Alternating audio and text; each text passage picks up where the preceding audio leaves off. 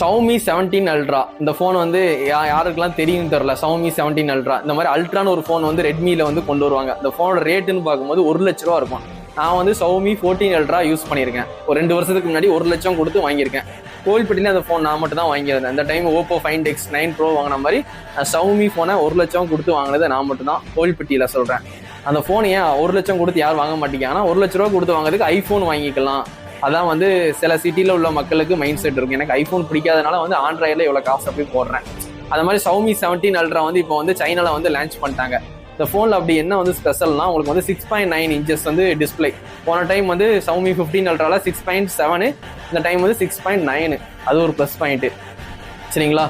Peak brightness இருக்கும் பார்த்தீங்களா, nets வந்து போன டைம் வந்து 3200 கொடுத்தாங்க. அந்த டைம் வந்து 3500 300 நெட்ஸ் வந்து இன்க்ரீஸ் பண்ணியிருக்காங்க. கண்டிப்பாக தெரிஞ்சுக்கோங்க. அது மாதிரி இந்த ஃபோனில் வந்து நிறைய 5G பேண்ட் கொடுத்துருக்காங்க. 27 5G பேண்ட் வந்து சைனாவில் கொடுத்துருக்காங்க. நம்ம நாட்டுக்கு குளோபலாக லான்ச் பண்ணும்போது இவ்வளோ 5G பேண்ட் கொடுப்பாங்களான்னு தெரியல. 27 5G பேண்ட் கொடுத்துருக்காங்க. நம்ம Wi-Fi 7 கொடுத்துருக்காங்க. ப்ளூடூத் வந்து 5.4 கொடுத்துருக்காங்க. ப்ளூடூத் வந்து 6 தான் கொடுக்கணும் ஃப்ளாக்ஷிப்பில் 1 lakh வர ஃபோனில் சரிங்களா. 5.4லாம் வந்து இந்த 20,000 30,000 ஃபோனில் ஓகே சரிங்களா. ஆனால் இவங்க 6 கொடுக்காம திருப்பி 5.4 தான் கொடுத்துருக்காங்க. ஆனால் நிறைய ரிவ்யூ பண்ணுறவங்க என்ன சொல்கிறாங்கன்னா குளோபலில் லான்ச் பண்ணும்போது ப்ளூடூத் வந்து 6 கொடுப்பாங்க அப்படின்னு சொல்கிறாங்க.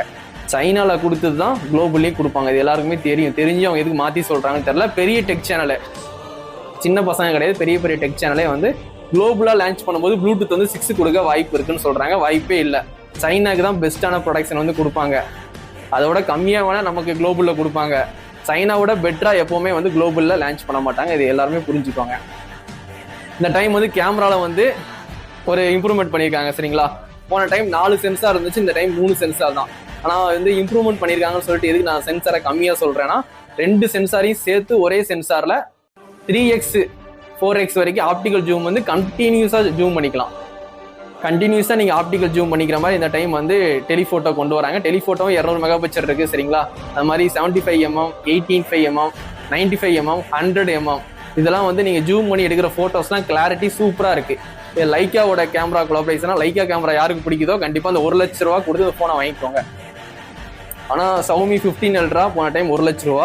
இந்த டைம் வந்து ரேமோட ரேட்லாம் இன்க்ரீஸ் பண்ணிட்டாங்க. மொபைலில் இருக்கிற ரேம் ரேட் இன்க்ரீஸ் பண்ணதுனால எல்லா ஃபோனுமே வந்து 5000 10,000 இன்க்ரீஸ் பண்ணி தான் வரும். ஃப்ளாக்ஷிப் சொல்கிறேன்.